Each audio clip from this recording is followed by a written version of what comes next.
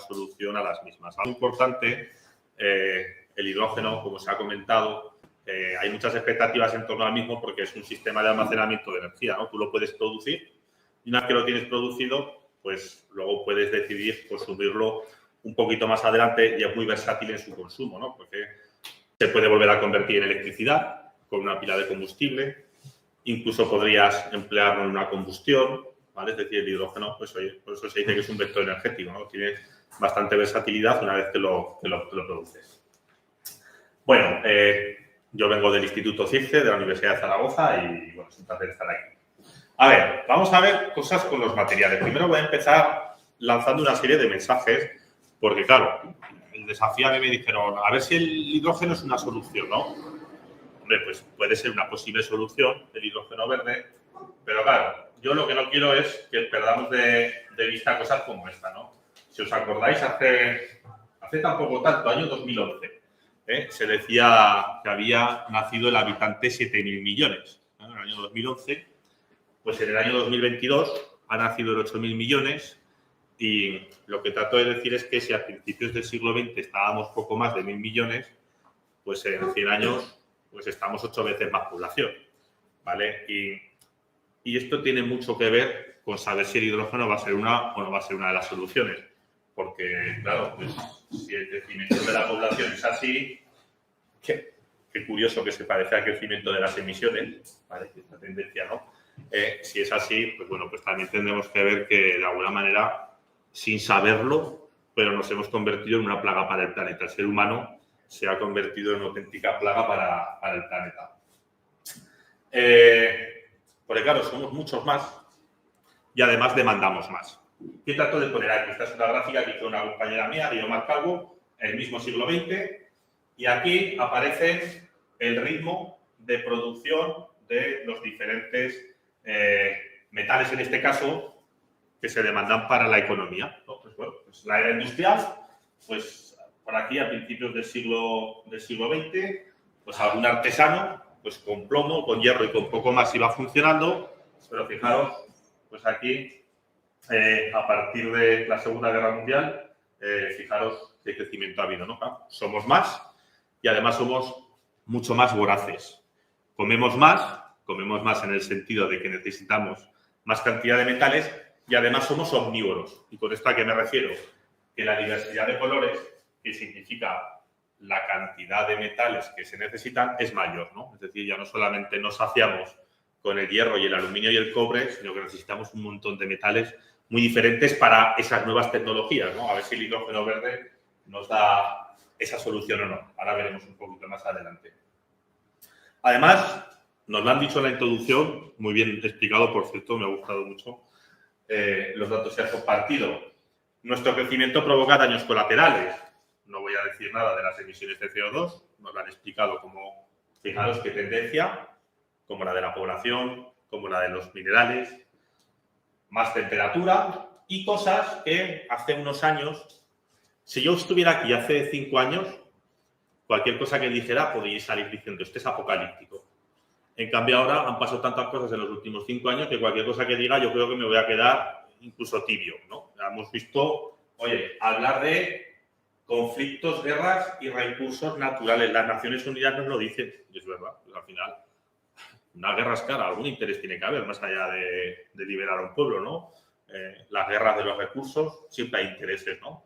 Entonces, bueno, luego veremos un poco más de ello, pero hablar de conflictos en torno a conflictos geopolíticos que tienen que ver con los recursos, igual me da hablar de agua, de energía, de materiales, al final es lo mismo, pues eso va a ser denominador común a esta marcha, ¿no? A esta marcha en la cual estamos más y somos más voraces, ¿no? Pues eso genera este tipo de conflictos que desgraciadamente están en los titulares. Así que, llegados a este planteamiento, ante un panorama así, es normal que estemos en medio de una transición energética, ¿no? Contaminación, cambio climático, necesitamos esa transición energética en la cual vemos anuncios llenos de coches eléctricos o de hidrógeno, que también estamos hablando de aquí, muchas renovables, los paneles solares, los aerogeneradores y la Agencia Internacional de la Energía, con esa bola de cristal que tienen, nos dicen Estos son las proyecciones de crecimiento, ¿no? Nos dicen, para el 2050 va a haber muchas más renovables, ¿no? Estos son la eólica, la fotovoltaica, la solar termoeléctrica, es decir, va a haber un crecimiento tremendo.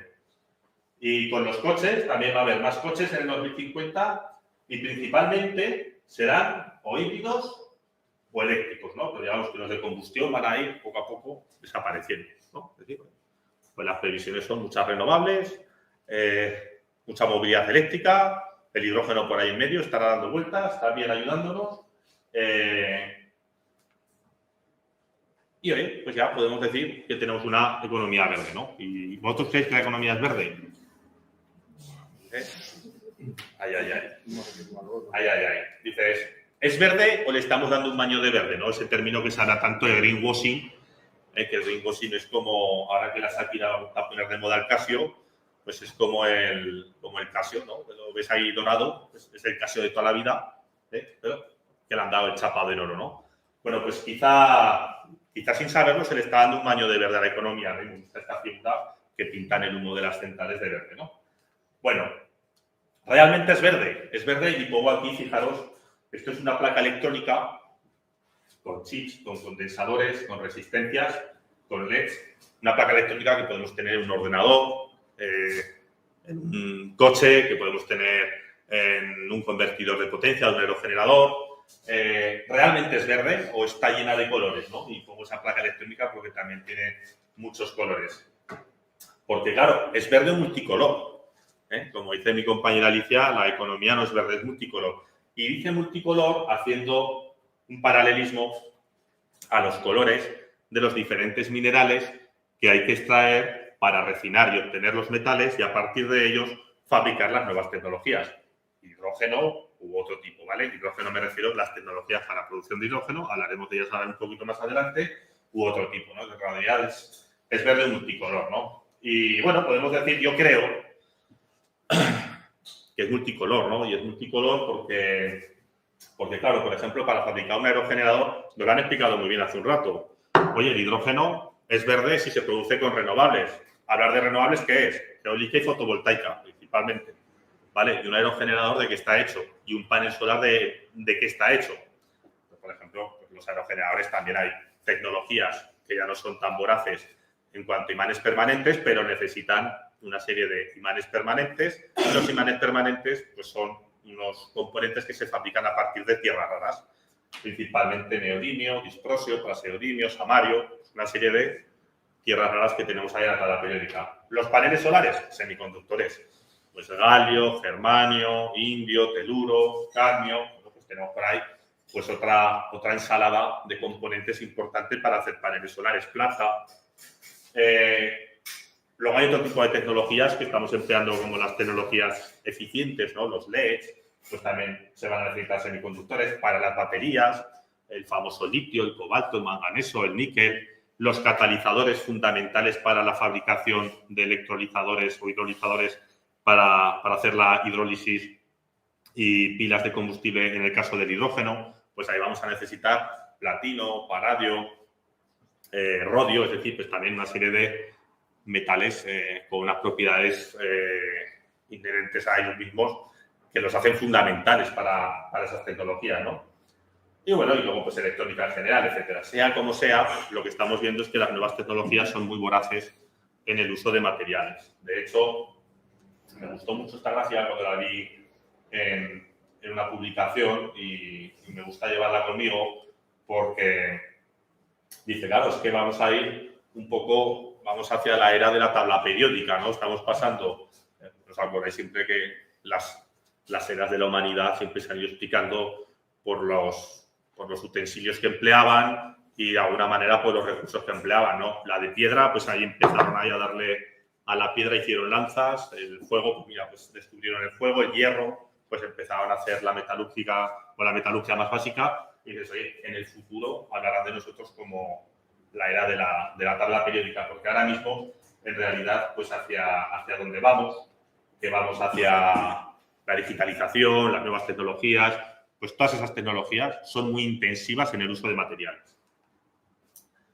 ¿Y qué sucede con todo esto? Claro, lo que sucede es que Descarbonizar la economía, es decir, volverla verde, quitar este humo, significa más recursos materiales y más diversos. Eso significa más minería. Hace un rato nos lo comentaban. Hay sectores que es muy difícil electrificar. Uno de ellos es la minería. ¿Vale? Pues, es que al final, en las minas, ¿qué máquinas están trabajando? ¿Qué tipo de energía emplean? ¿Qué combustibles emplean esas máquinas? ¿No? ¿Eso se puede electrificar? No. Pues a lo mejor solamente el hidrógeno puede ser una solución. Porque a día de hoy, más minería significa más consumo de energía, más consumo. Que sepáis que la actividad minera es uno de los sectores que más contribuye, ¿no? a la emisión de gases de efecto invernadero. Entonces, bueno, pues se puede decir que estamos ahí en una espiral, ¿no? A veces uno se puede comprar un coche eléctrico y decir, ya he purgado mis pecados, ¿vale? Ya soy un ciudadano limpio, ¿vale? Y a lo mejor no es consciente de todo lo que hay detrás, ¿no? De ese coche eléctrico, incluso de un teléfono móvil, ¿eh? Es decir, al final no somos conscientes, ¿no? De toda esa huella que hay por detrás. Y un ejemplo de esto es la extracción de las tierras raras. Las tierras raras, unos metales que no se empleaban tan apenas, y fijaros como, por ejemplo, pues también de 1965 a la actualidad, un crecimiento exponencial, principalmente vienen de China, como veremos en un rato, ¿no? Las tierras raras vienen principalmente de China.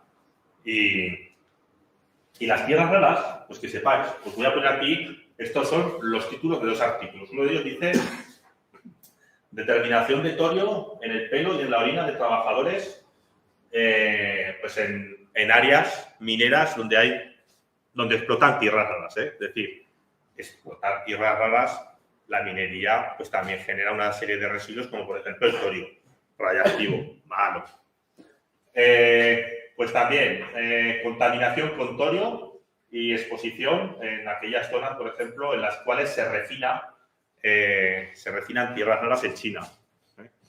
Y a lo mejor nosotros decimos, ostras, mi coche qué limpio que es, pero bueno, ya no solamente hay una actividad minera, sino que la actividad minera como tal, pues es un poco oscura, ¿no? Quiero decir, al final pues, tiene daños colaterales. Los minerales no son infinitos.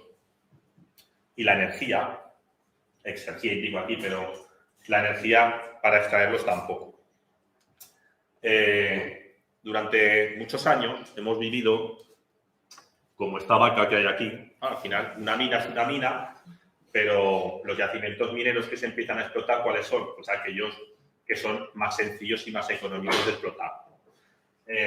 Y hemos estado, pues se puede decir que cogiendo las manzanas que estaban a mano del árbol, ¿no? Pero ahora ya nos estamos teniendo que empezar a subir por escalera para llegar al árbol. Es decir, estamos teniendo que, para coger manzanas, destinar más esfuerzo. Esto se explica muy bien con esta gráfica, que se entiende, ¿no? Broma. Bueno, esto, fijaros, esto es lo que se denomina la ley de minas. La ley de minas te dice cómo evoluciona la concentración del metal que tú deseas extraer en una cierta mina. Porque al final, una mina no quiere decir que tú tengas ese metal para llegar y cogerlo.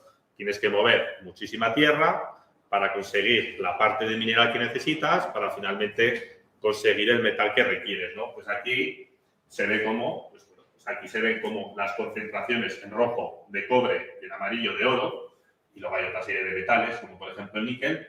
Pues bueno, pues de unos años, aquí estamos tirándonos casi 200 años, de unos años a esta parte, ¿qué sucede? Que las concentraciones van bajando. ¿Eso qué quiere decir? Que para conseguir la misma cantidad hay que mover mucha más tierra. Mover mucha más tierra significa más recursos energéticos para ello. Por eso también esto, si lo trasladamos, por ejemplo, a diferentes tipos de metales, pues por ejemplo, la ley de mina del cobre, pues aquí se puede ver cómo conforme se va reduciendo la concentración de cobre en una mina, cómo aumenta de manera exponencial la energía que se necesita para extraer una cierta cantidad. Y eso pasa con cualquier commodity o con cualquier elemento. Es decir, importante, ya no solamente es una cuestión de lo que hay, sino a qué precio terminamos extrayendo el siguiente gramo del metal que sea. Pues parecido al petróleo, ¿no? ¿Alguna vez se va a agotar? Pues seguramente siempre va a quedar algo, pero va a llegar un momento en que va a ser inviable extraer ese último barril, ¿no? Nadie lo va a querer, va a ser carísimo, ¿vale? Entonces, pues aquí pasa algo parecido. Y por poner una serie de datos, pues aquí también muestro otra gráfica a lo largo del siglo XX y llegando hasta la actualidad y proyecciones, en la cual podemos ver cómo este es el consumo de energía asociado a la minería, por ejemplo, en el año 2006, y las proyecciones de, por ejemplo, cómo va a aumentar, en este caso, en el año 2025. Es decir, del 2006 al 2025 estamos hablando de que ha aumentado un 49%. Es decir, fijaros, el consumo de energía asociado a la actividad minera no quiere decir que estemos extrayendo el doble, pero fijaros que el consumo de energía ha aumentado un 50%. ¿Vale? Es decir, pues, bueno, es que cada vez cuesta más energía pues el abastecernos de la cantidad de minerales que necesitamos para refinarlos y tener luego finalmente los metales. Y para colmo, nos han contado que resulta que la Tierra es finita y sus recursos también, ¿no? Yo creo que a veces se nos olvida, deberíamos de ver el planeta. Yo creo que tenemos una visión del planeta a veces como cuando nos vamos de vacaciones a la playa, que uno se queda así desde la playa mirando el horizonte, el mar, y te parece que la Tierra es plana, que es infinita, ¿no? Dices, mira, esto que no se acaba nunca, ¿no? Y deberíamos, yo creo, de tener esta perspectiva, ¿no? La perspectiva que solo tienen los afortunados astronautas, que se ponen desde la nave, desde la ventanilla, y dices, ostras, qué pequeña que es la Tierra, ¿no? Pues perdemos un poco a veces esa perspectiva. No obstante, ya hay por ahí, ¿os acordáis que no hace mucho la agencia, la NASA o la ESA, creo que fue la Agencia Espacial Europea, hizo una operación que llamaron la Operación Dardo, que consistía en que venía un asteroide, le lanzaban un proyectil o un cohete desde la Tierra y lo desviaban, ¿no? Y lo desviaban algo, ¿no? Y era como decir, bueno, no somos la leche, es el Armageddon, ¿no? Sin mandar a Bruce Willis, hemos conseguido tirar desde la Tierra algo, ¿vale? Para que si en el futuro viene un asteroide a darnos, ¿vale? Pues que no nos pase nada. Y yo dije, estos lo que están investigando es cómo traer asteroides aquí con los recursos para tirarlos en el desierto que quieran y a partir de ahí empezar a minar. Esto suena un poco apocalíptico, pero bueno, digo, que la minería espacial, eso es también un negocio que tarde o temprano alguien explotará. Bueno, sea como sea. Esto es el apocalipsis, muchos minerales, hace falta un montón de metales, las nuevas tecnologías los necesitan y seguramente alguien de vosotros o vosotras ha oído hablar de los materiales críticos. ¿No? Fuera de clase. Pues, primero, los materiales críticos, si se llaman críticos, malo, ya empezamos mal. Pero que sepáis, yo os invito a todos y todas a que entréis en el Google, luego, y antes de darle al Instagram, que pongáis materiales críticos, ¿vale? Y veréis la cantidad de artículos, la Comisión Europea, cuántas instituciones están preocupadas con esto, ¿no? ¿Y qué son los materiales críticos? Pues son una serie de materiales, ¿vale? Aquí aparece en el seguidito, está en rojo hay un montón, ¿vale? Y son un montón de materiales que la Comisión Europea considera que son críticos, ¿vale? Y considera que son críticos por dos razones. Por la dependencia de la economía, es decir, no hay capacidad de sustitución, y por el riesgo de suministro, es decir, tenemos pocos proveedores. Os pongo un ejemplo. ¿El agua es crítica en esta sala?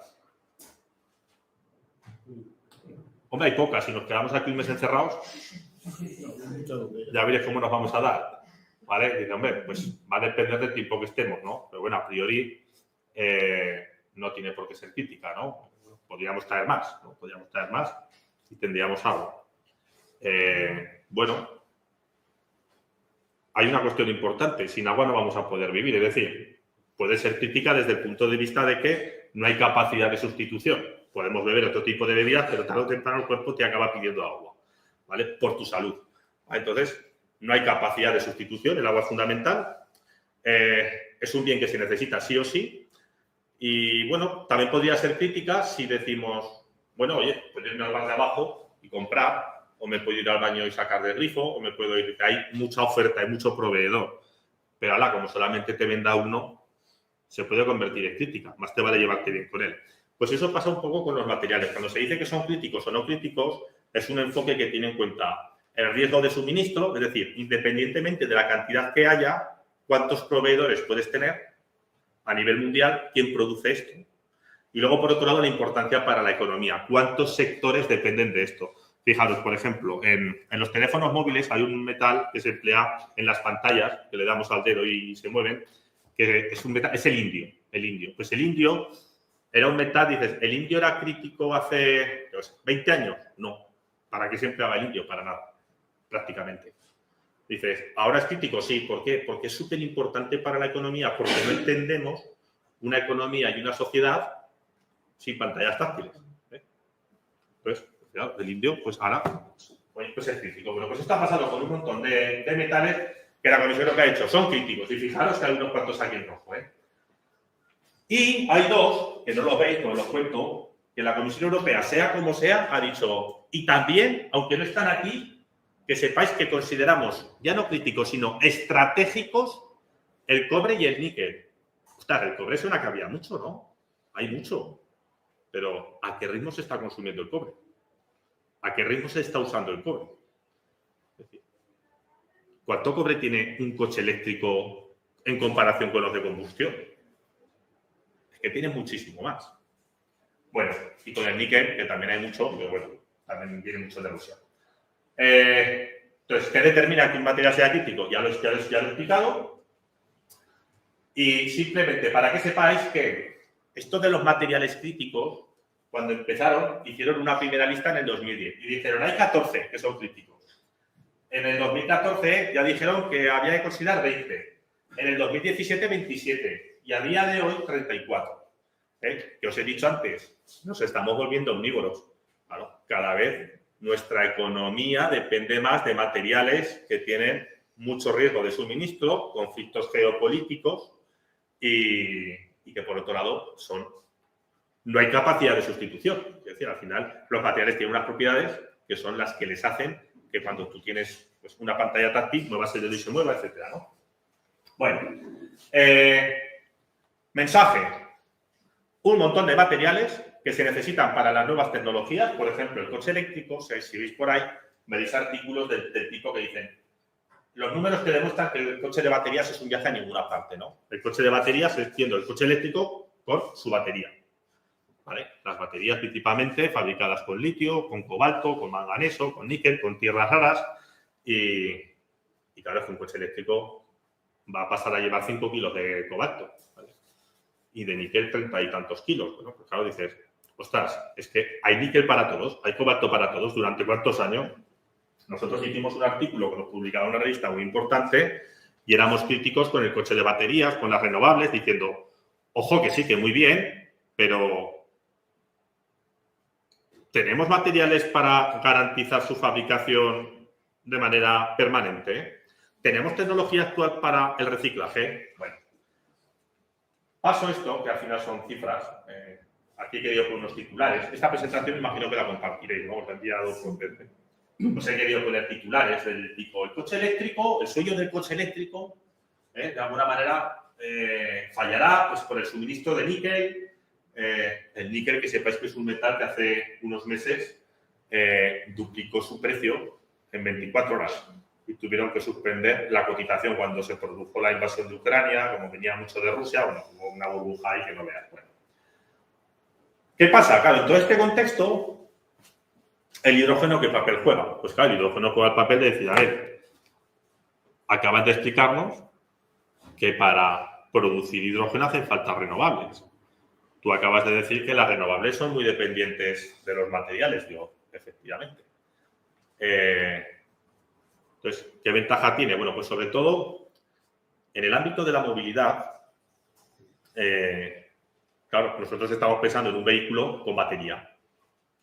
Con batería que te permite moverte una distancia de 500, de 600, de 700 kilómetros, dependiendo de la autonomía de la batería, pero con un montón de materiales. Bueno, ¿por qué no llevamos un depósito de hidrógeno en el coche? ¿No? Un depósito de hidrógeno, hidrógeno comprimido, hidrógeno que el propio vehículo lleva una pila de combustible y que hace que te desplace, ¿no? Bueno, pues es una opción, ¿vale? Podría ser una opción, ¿no? Sea como sea, a ver, el hidrógeno también va a necesitar una serie de materiales, se puede decir, críticos, ¿no? Por ejemplo, aquí he estado mirando diferentes tipos de membranas para la producción de hidrógeno, que nos estaban explicando anteriormente, poliméricas o alcalinas, y bueno, pues de alguna manera pues, se va a necesitar níquel, se va a necesitar cobalto, metales del grupo del platino, como el iridio, y bueno, el problema es que, sea como sea, aunque sean más o menos intensivas en el uso de ese tipo de metales, el tema es que van a competir con otros muchos sectores también que los van a demandar. Es decir, que al final el hidrógeno no va a estar exento de necesitar, por ejemplo, para su producción, por un lado, renovables que necesitan materiales, por otro lado, electrolizadores que necesitan membranas, en este caso, que van a ser muy intensivas, sobre todo en el uso de metales del grupo del platino, de níquel, de cobalto.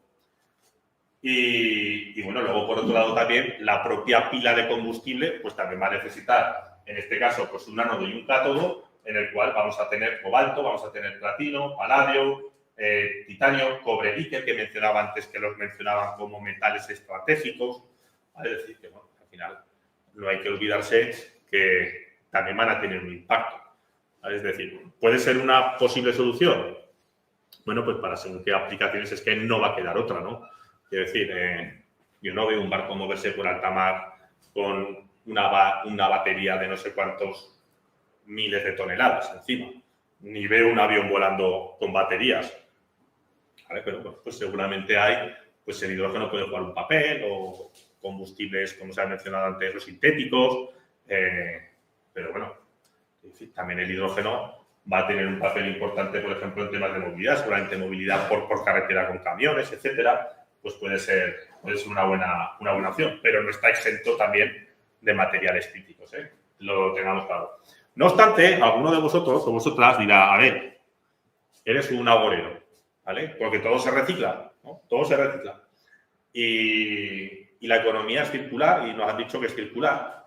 Y yo lo que suelo decir, cuando me hablan de economía circular, digo, la mayoría de estos son economistas y para los economistas lo único circular son las monedas.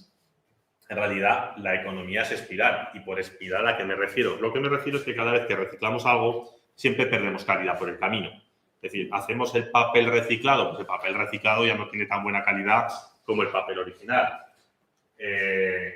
Y luego, pues claro, todo decimos que es reciclar, pero yo leía este titular que decía de turbina eólica a gominola. El futuro de estas renovables son los ositos comestibles, ¿no? Bueno, pues aquí uno de los problemas que se está planteando ahora es qué se va a hacer con las palas que tienen los aerogeneradores, que están fabricadas con fibras de vidrio, etcétera. Eso tiene muy mala reciclabilidad.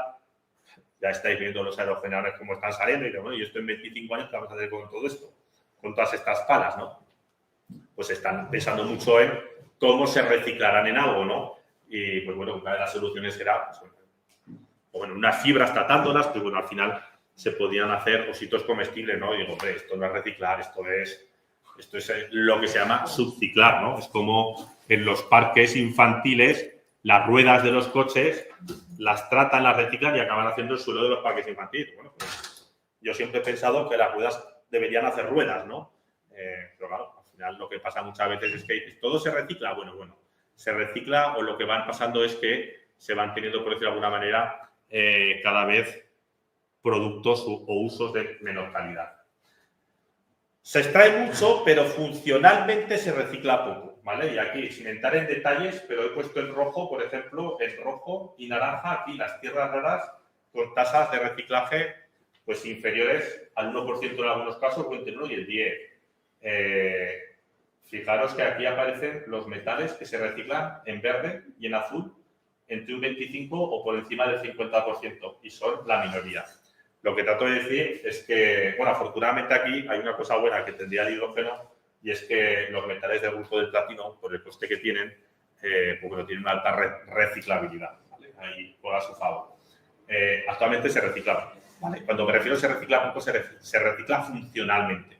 Es decir, extraes el litio para emplearlo como litio, extraes el cobalto para emplearlo como cobalto. Y de hecho, en muchas ocasiones el reciclaje que tenemos el reciclaje de este tipo, ¿no? Si uno ha estado en una planta, por ejemplo, de reciclaje de coches, pues allí igual se recicla una carrocería con un motor, con una lavadora, ¿vale? Y todo se mezcla y todo hace chatarra que se envía a la fundición para hacer acero, ¿vale? Pues hombre, pues el acero que sale de aquí es de buena calidad.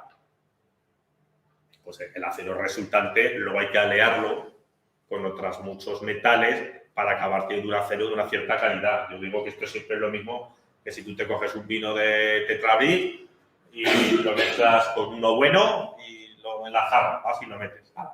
Pues ahora esta jarra, ¿cuántos miles y miles y miles de litros tienes que añadirle para que se vuelva otra vez a convertir en un vino de la calidad inicial, ¿no? Y ese aroma Tetrabric desaparezca. Bueno, pues tendrías que añadir bastante, ¿no? De hecho, el reciclaje no penséis que sustituye la extracción primaria. Es decir, para reciclar aluminio te hace falta aluminio primario, aluminio virgen. ¿Para qué? Precisamente para diluir este tipo de elementos contaminantes que tiene lugar cuando hacemos reciclaje de estas características. Es decir, que al final esto hay que tenerlo en cuenta. ¿Cuántos mensajes estoy terminando? Sí. Que tengamos claro, ¿el litio de dónde viene? Pues estamos viendo aquí, por ejemplo, China, Australia, la producción mundial de litio, vemos su evolución. ¿Para qué se necesita? Principalmente en baterías. Las tierras raras, ¿de dónde vienen? China, pero de China viene más del 90%. La producción mundial, fijaros cómo ha evolucionado. Principalmente para hacer baterías, para hacer imanes permanentes. El indio, por ejemplo, pues para hacer pantallas táctiles, principalmente también viene desde China. Bueno, voy a acabar con unas imágenes o con unos titulares que además en el foro en el cual estamos me parece que son muy adecuados. Esto es una mina del Congo, ¿vale? Esto es una mina del Congo, son minas en el cual pues, vemos las galerías, se hace ahí todo a mano y aquí no hay más ley que cava e intenta sobrevivir y como las galerías no se apuntalan ni nada, que son pequeñitas, pues los que mejor trabajan son los pequeños, los niños. Familias de 14 niños muertos en una mina de cobalto del Congo denuncian las grandes tecnológicas, es decir, que se compra un coche eléctrico, que sepa que el principal productor mundial de cobalto es el Congo, que su coche tiene cobalto, ni más ni menos que tendrá aproximadamente unos 5 kilos y bueno, aquí todos los días mueren personas en este tipo de minas. Tierras raras. El oro del siglo XXI. El arma de China en la guerra tecnológica. Yo aquí voy a decir una cosa. Qué casualidad que en Europa nos hemos hecho los abanderados del coche eléctrico, porque somos el único continente que ha decidido prohibir el coche de combustión a partir del 2035. Los coches tendrán que ser eléctricos sí o sí, los que se vendan. Y en realidad lo que hemos hecho ha sido virar nuestra dependencia del petróleo, que no es poca, pero la vamos a virar hacia otra dirección.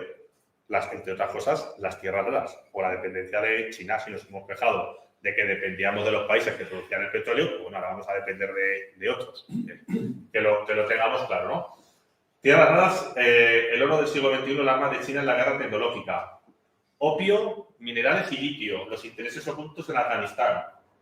Aquí cuando entraron los talibanes a quedarse con ellos y entraron con la ayuda de China. Los recursos naturales, el tesoro escondido de Afganistán y los talibanes. Bueno, aquí la noticia está, no es que me gustara porque habla de una guerra, pero dice, Rusia está usando chips de lavadoras para poner en marcha sus tanques. Ahora todo tiene un chip, ¿no? Todos hemos oído hablar de los problemas que está habiendo de suministros de los semiconductores. Pues fijaros que incluso para hacer un tanque hace falta chips y aquí se las están viendo incluso para poner en marcha tanques. Los chips tienen semiconductores, los semiconductores vienen de donde vienen, está habiendo problemas de suministro también, todos lo hemos visto, que nos hemos acostumbrado a pensar que era impensable para una fábrica de coches a verlo normal. Ah, mira, no, que esta semana esta fábrica para por los semiconductores. Y se considera que esto va a seguir ocurriendo. y semiconductores va a hacer falta también para el hidrógeno. Bueno, aquí varios titulares que tienen que ver con esto. Y vosotros diréis, bueno, a ver, ¿hay solución? Bueno, pues a ver, 4 mensajes y con esto termino. Me quedan 5 minutos. Vamos bien, 5 minutos con mucho. ¿Vale? 1, mensaje número 1. Cuando se fabrica algo, sí o sí, tiene que ir orientado al reciclaje y la reutilización, ya desde la fabricación. Mejorar y automatizar el desensamblaje para ser rápido y, por tanto, viable. Ahora mismo estamos trabajando con gente que hace coches, entre otras cosas, y, machos, que las cosas tienen que estar pensadas para reciclarse. Y para reciclarse también significa que si un coche tiene una electrónica muy valiosa, sea de hidrógeno, de lo que sea, eso tiene que, al final de la vida útil, eso tiene que desmontarse en 1 minuto para llevarlo a un sitio donde puedan tratarlo. Lo que no puede ser es que sea imposible de desmontar. Bueno, pues esta es una cosa importante, ¿no? Diseñar orientado al reciclaje. Diseño orientado a la recuperación de componentes. Y yo siempre digo esto. La vida útil de un producto, la de un producto, es inferior a la de sus componentes. Un producto fin de vida es un donante. Puede dar vida a otros productos. Pues, afortunadamente, en la medicina ya lo sabemos, como pues mucha gente sobrevive gracias a la solidaridad de otras personas y pues eso quiere decir que bueno, pues un ser puede ya haber pasado a otra vida, pero sin embargo puede seguir dando vida. Pues igual que esa lavadora le daba un chip a un tanque, es un buen ejemplo lo de que sea un tanque, es que, ¿qué pasa? Que cuando se rompe un coche o se lleva al desguace, ya no vale ningún componente de él. Ya no hay una electrónica que se pueda recuperar en otro producto. Ya no hay... Ya todo tiene que ser para tirar. Hombre, a lo mejor hay algo que vale, que los interruptores, las molduras, la propia carrocería. Reciclaje basado en metalurgia. Nos empeñamos en reciclar y queda muy bonito y se recicla a martillazos. Operaciones con poca intensidad energética, las plantas fragmentadoras, claro, que se procesan millones y millones de toneladas al año. Claro, pero entonces nos estamos proponiendo separar por la física lo que se había unido por la química. Eso es imposible. Es imposible. El reciclaje se basa en metalurgia. Ah, es que eso es muy costoso. Ah, amigo, claro que es costoso. Pero es la única manera. Y aún así hay muchas incompatibilidades, que lo sepáis.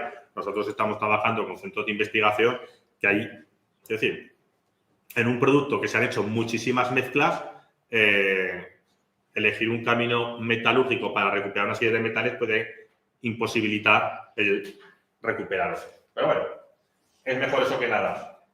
Intenta todo aquello que sea escaso o crítico o que compita con sectores muy fluctuantes, pues no lo uses, ¿no? Hace poco teníamos una reunión con una empresa de electrodomésticos y nos decía, pues bueno, pues que de alguna manera pues quería saber su dependencia de ciertos metales que dependían de otro tipo de sectores, etcétera, pues porque aquello que es crítico, pues intenta fabricar productos que no dependan de ello. Productos viejos antes de hacer productos nuevos. Esto es así. Además, esto es curioso. El ser humano estamos lleno de incoherencias. Tú tienes algo en el trastero de casa guardado durante 50 años y es viejo. Y esto no vale nada. Oye, pones eso en el escaparate de una tienda de antigüedades, oye, y se ha convertido en antiguo. Ya, oye, que ya tiene valor. Tienes un coche viejo, tienes un coche clásico. Oye, ¿ya qué diferencia?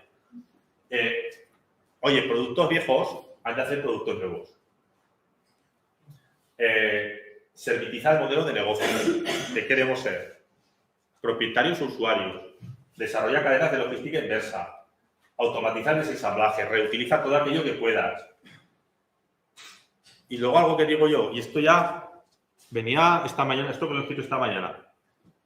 Venía pensando, digo, pues si es que al final, igual me da hablar de hidrógeno, de coches eléctricos, de baterías, de los generadores, es que los productos tienen que durar. ¿Cuánto dura un panel solar? Hoy leía un artículo que han bajado mucho en coste, entre otras cosas porque han bajado bastante en calidad. ¿Qué quiero decir? Que esas garantías que se daban a los paneles de 25 años, ahora por lo visto ya no duran tanto. Y esto, bueno, pues claro, entonces, un panel que durará 15 años y luego está solucionado el reciclaje de los paneles, ¿no? Es normal que tengamos un producto en la calle que dura solo 15 años. Un coche, ahora están la Asociación de Fabricantes y Automóviles, todo el día llorando. Oye, que es que los coches en la calle tienen una edad media de 14 años, que es que son muy viejos. Pues yo debo de ser igual que Matusalén. ¿De qué pasa? Que resulta que la segunda compra más importante que tiene que hacer un ciudadano medio después de la vivienda, si la puede comprar algún día, es el coche, y a los 14 años es que es viejo. ¿Cómo que es viejo? Es que los coches tienen que durar más, sean de hidrógeno o de lo que sea.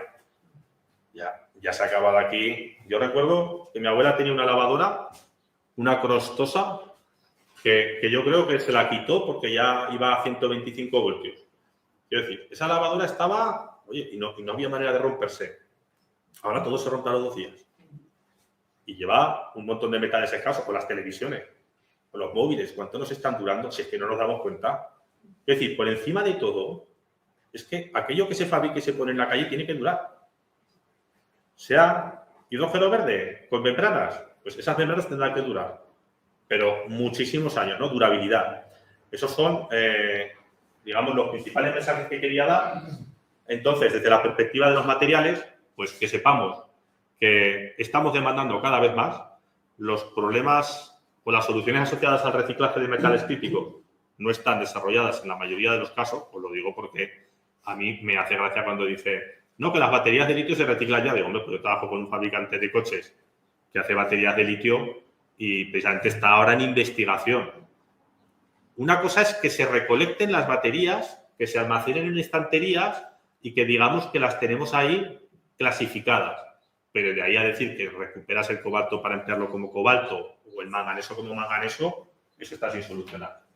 Y bueno, pues obviamente pues el hidrógeno en la transición energética va a jugar un papel muy importante. Hay muchas expectativas en torno a él, entre otras cosas porque llenar de sistemas de almacenamiento el transporte con baterías, pues se está viendo que para según qué cosas no es impensable. Para el tema del tráfico naval, aéreo, etcétera. Entonces el hidrógeno hay muchas expectativas, pero bueno, el hidrógeno también va a necesitar una serie de renovables para su producción, no pocas, nos lo han dicho hace un rato, no pocas, la cantidad de teravatios hora que se necesitaba equivalía al consumo de electricidad europeo. Sí, la producción actual.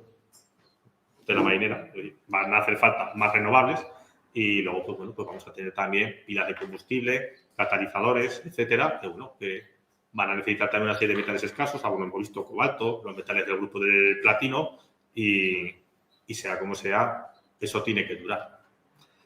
Durar me refiero a aquello que se fabrique, ¿no? Eso es uno de mis principales mensajes y yo con los que más me enojo, ¿no? Que las cosas se rompan tan rápido, ¿no? O nos cansemos tan rápido de ellas, que también nos ocurre de eso. Y bueno, por mi parte, pues nada, un placer y ahora nos lanzamos a las preguntas.